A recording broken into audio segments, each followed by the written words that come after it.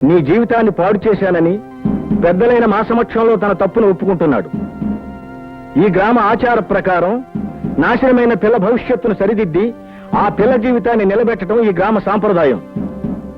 తను చేసిన తప్పును ఒప్పుకుంటూ నిన్ను వివాహం చేసుకోవడానికి అతను సిద్ధపడుతున్నాడు.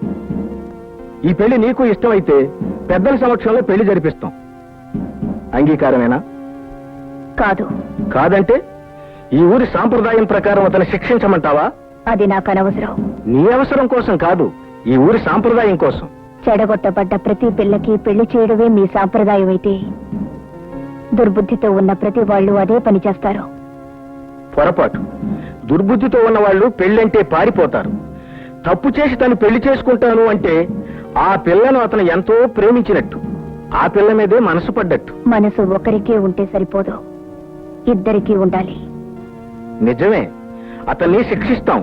అది నీ జీవితానికి పరిష్కారం అవుతుందా?